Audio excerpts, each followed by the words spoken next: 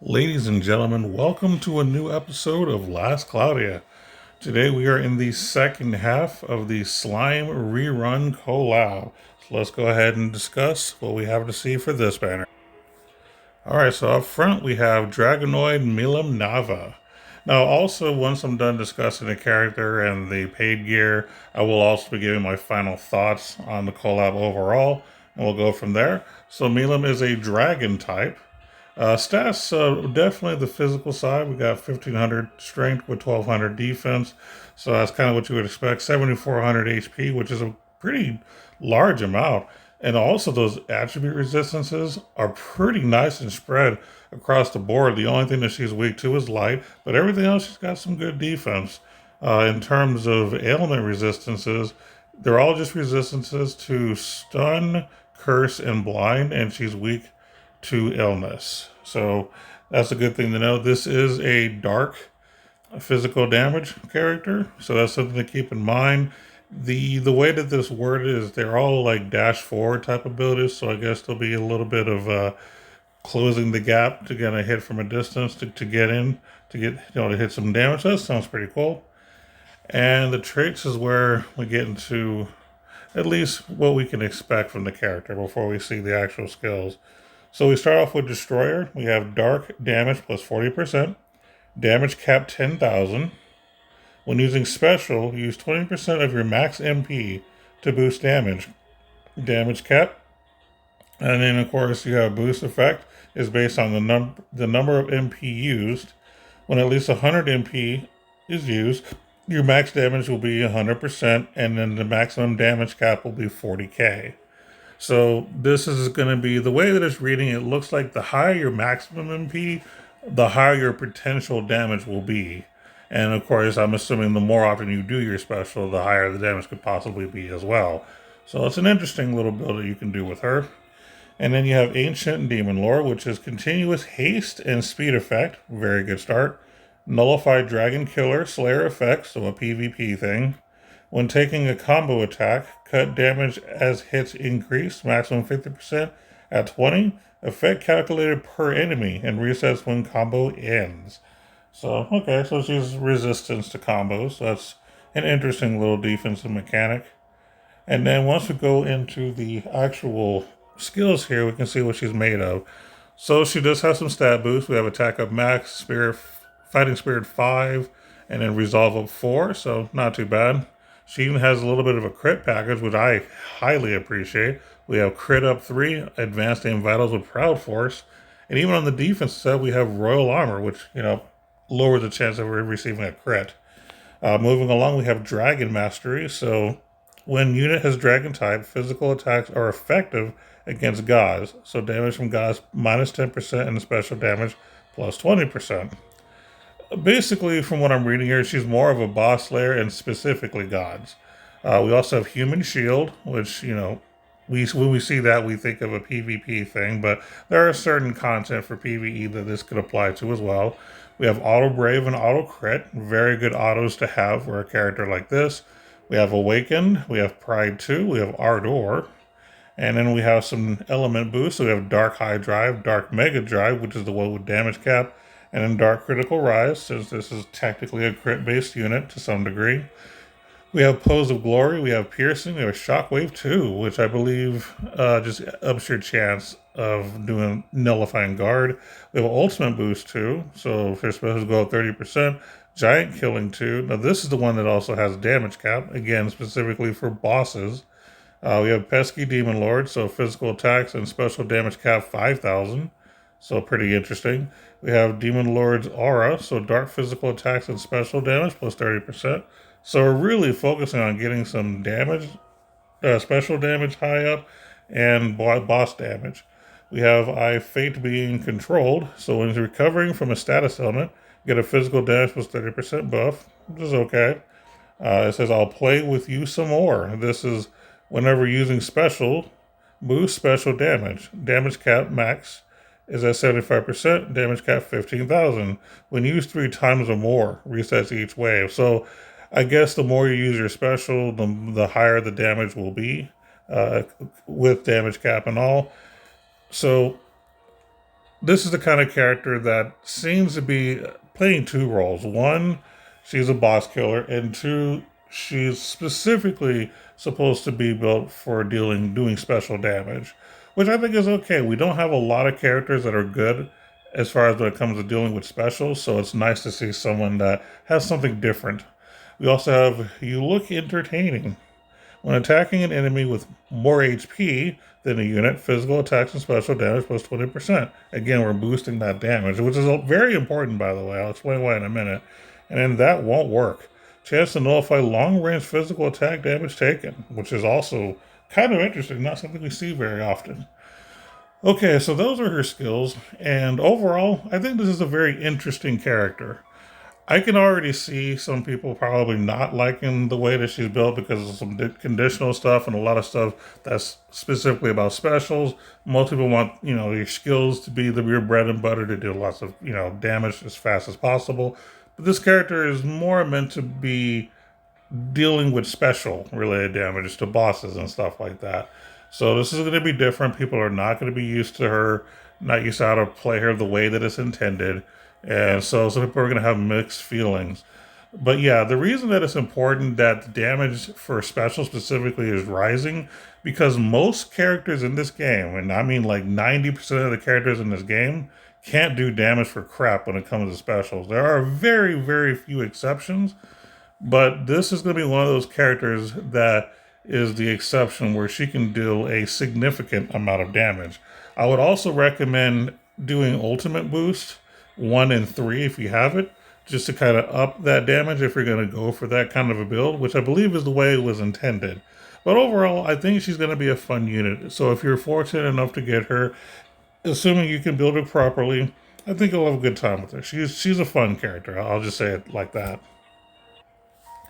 And now we move on to the Arc Sworn Ally, my bestie.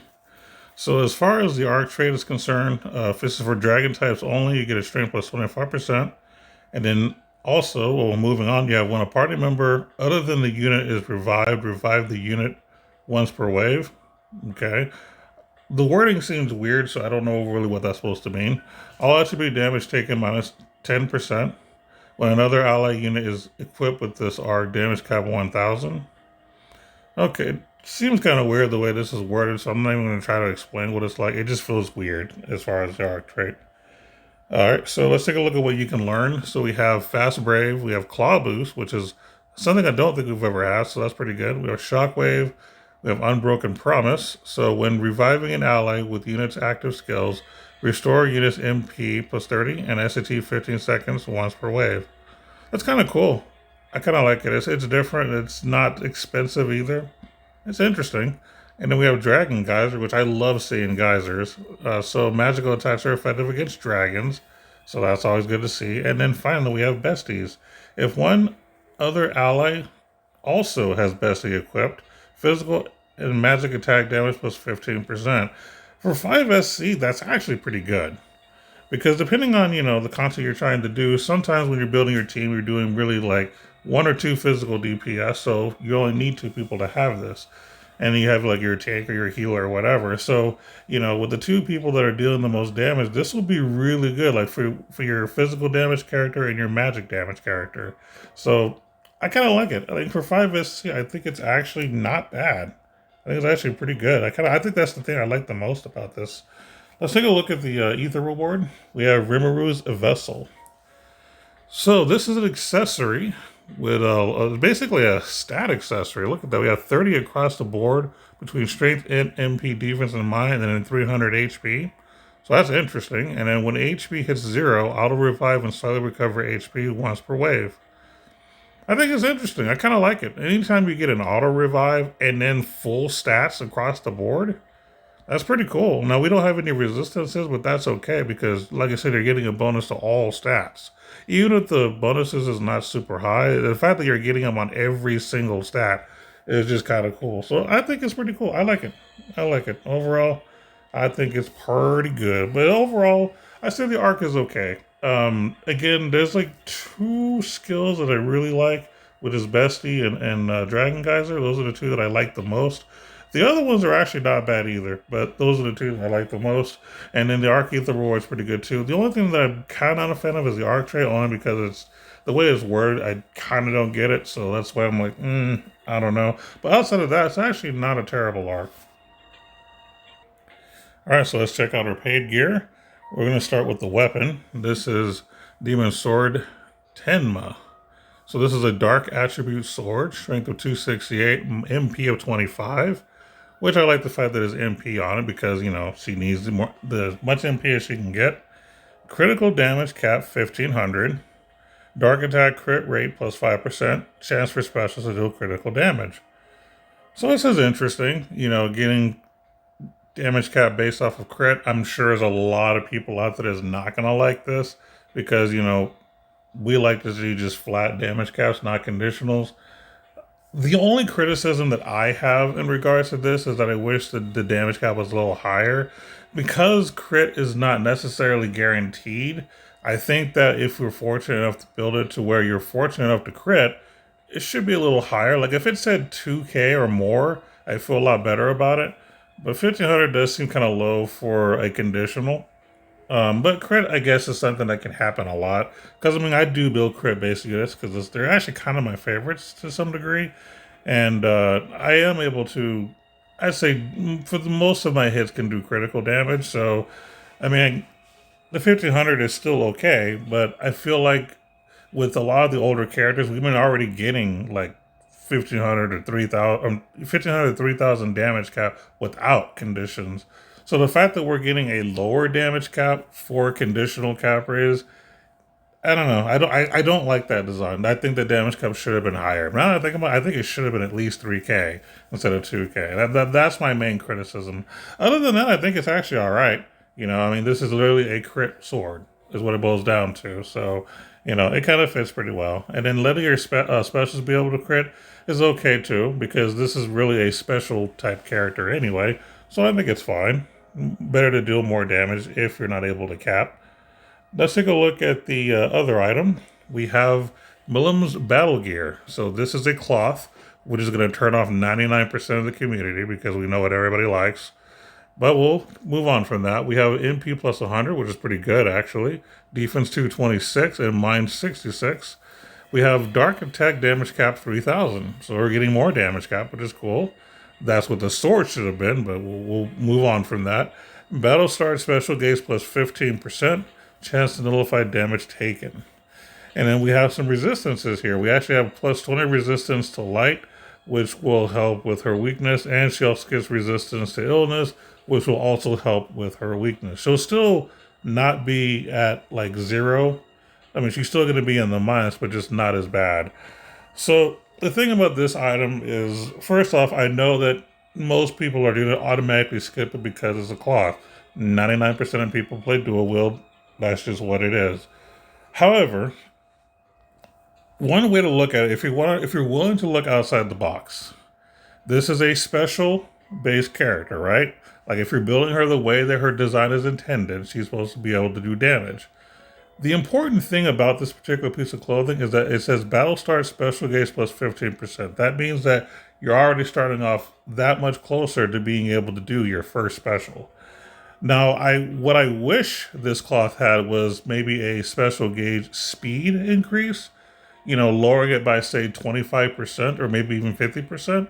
I think that would have been a lot better for this because starting off at 15% is good, but being able to have it faster is better, especially if you're relying on doing your special multiple times so you can get those bonuses. It would be better if the speed of which your special gauge would fill out would be faster. Now, I don't have this character, so maybe her natural special gauge fills up faster than I'm aware. I kind of doubt it, because at least with Alice, I think it actually tells you that her special gauge fills up faster. So I have to read up on that again. But yeah, that's my only criticism here is the fact that instead of having a special gauge at battle start increase, how about just flat out give us a 25% special gauge refill speed? And I think that would have been a lot better. So again, looking outside the box, if you're building the character the way it was intended, this would be the better item to get because of that fact. There's also another, and so obviously, in my opinion, the better item to get is the battle gear, not the weapon, and it's for multiple reasons. Like I've already mentioned, the first one, the way you're building her as intended, you want to focus more on getting your special done started as quick as possible. That's really the biggest thing out of everything else that's here. Everything else, like the damage cap, the resistances, the stat boost, these are all added bonuses, but they have nothing to do with why I pick it. The second reason that I would also pick the cloth over the sword is because the thing with this sword, it's good, right? If you're only gonna pick one, this is a decent sword. However, if you're building her the way she's intended to focus on special damage, there is a sword that is a lot better, and I will show you it right now. Welcome to the Sword of Lost Souls. So, this has 500 HP, strength 250, physical and special attack damage plus 50%. If special damage is resisted, ignore resistance. So, this would be a lot better if you're focusing on a special build and you're building this the way it was intended. This is the best weapon she could use because of the fact that she can go beyond, basically think of it as a Trishula, but the special slash sword version. And this is kind of what you want. This is what you want to be able to, one, deal as much damage as you can with her special, and two, be able to ignore resistance, which also helps you deal as much damage as possible. So this is really the sword that you would run if you're building the, special version. Now, obviously, most people are going to dual wield, and that's fine. But just understand that if you're going the special route, dual wield means nothing to you because dual wield does not give you double the hits for your specials. It only does it for skills. So if you're building her the special version, the way it's intended, as she's built, this is the way to go, and you would go single wield. Now, if you don't care about the special at all and you want to just focus on skills, that's perfectly fine. Everybody, basically, in this game, you can more or less do whatever you want. But for those of you that are willing to think outside the box and build her, something different, since there's plenty of other physical DPS out there, you don't necessarily have to dual wield with her. Doing the special thing, using this sword is the ideal way to build her in terms of the way that she's built in general. So that's why I kind of like that they're thinking outside the box on this, saying, you could just pick the sword and then just add another sword and dual wield with her, or you can kind of go the single wield route and just focus more on her special. So you have options here. So again, it's up to you how you want to build her. I just want to give people options and ideas so that they don't think that they necessarily have to do things one way or another. All right. So in terms of the event itself, I'm not even 100% sure how I feel about it overall. I'm going to try to articulate it as best as possible. First thing I'm going to say is my terrible luck in the gacha in this thing is not going to influence my decision. I have to say that because for the first time ever in any collab, I've pulled nothing. I pulled none of the characters. I pulled none of the arcs. I've done, some paid spins. I've done some free spins. I've even used a bunch of tickets. I've literally got nothing. Now, the reason I'm willing to admit this to you is because I'm hoping that my bad luck turns into your good fortune. So I think this is the time for y'all to pull so that y'all can get what I can't. But that does not change how I feel about the collab overall. I just thought it was just kind of interesting to bring up. As far as the collab, overall is kind of just okay, and I'll tell you why. This feels like any old regular event, in all honesty.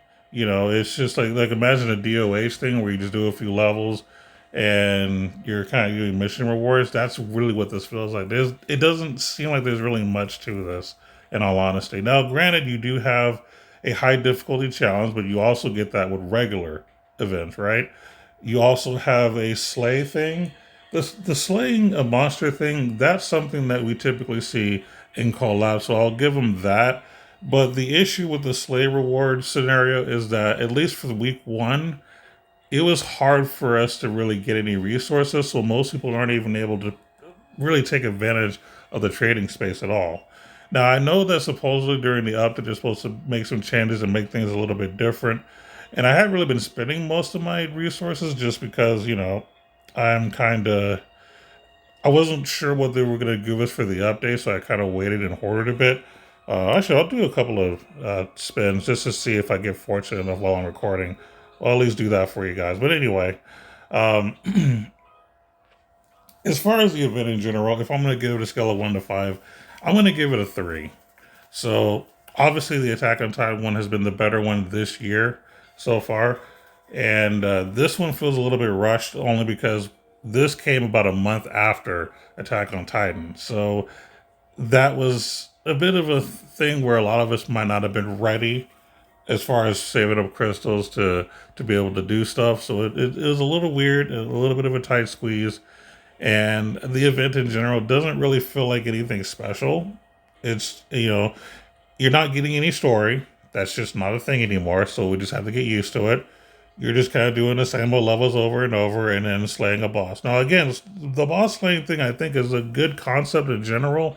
It's just that the way they've balanced the rewards this time is not so great because, again, we weren't getting enough rewards to be able to pick things up that we want. So, there are some good rewards, by the way, in the trading space. It's just that you have to kind of pick and choose what you want, So, again, they did make some updates. I don't know how much it's going to change over the next few days that we have this event left, but overall, I'm not super impressed with this event. But I will say and give them credit that I do think they did a better job with this collab. Oh, look, it's a new day now. But yeah, I think they did a lot better job in this collab than they did in the original collab because the original Slime collab was just kind of terrible, just going to be honest. But let's do some gacha pulls. Maybe I might get lucky now that I'm recording, and maybe I'll pull something. Maybe I'll pull, a character or an arc. Because in every other collab we've ever done or we've ever had, I've always been able to pull at least one thing. Like the last Slime collab, I pulled one of the arcs. And every other collab, I've been able to pull at least 2 of everything or over something. So let's try part 1 real quick. Let's see if these tickets actually mean something. By the way, I put no faith in tickets. Tickets 99% of the time don't yield me anything good. So we'll just see what happens here with no expectation. So we got Kyle and his boy. All right. Let's see if they get anything for us. And then I have a few part 2 tickets I can throw at the thing and see if I get lucky. But yeah, we didn't get nothing here, so we can move on now. Move along. All right, let's take a look at the part 2 and see if we're lucky enough to get something there. See, the part 2 is over here. I have 6 tickets. I've already used 30 of these tickets already because I granted a little bit of the stages earlier this morning. Didn't get a thing. I got some reds, which is not anything collab related. So this is almost the last hurrah because all we have left for tickets is just, the next couple of... Oh, we got the squad up. All right, so I finally get something. Is there an actual chance? Well, it's yellow. And no, the answer is no. So yeah, congratulations. This is the first collab that I will not be getting anything at all. And you know what? That's okay. I can live with that. This just goes to show that it doesn't matter. Even if you save up, you still have a chance to get nothing. Rates literally mean nothing. It's just a matter of luck is all it is. But that's going to be it for today's video. I hope that, I gave you some good information. If there's anything that I missed or if we just want to chat, that's cool too. But until next time, keep gaming and take care, everyone. Later.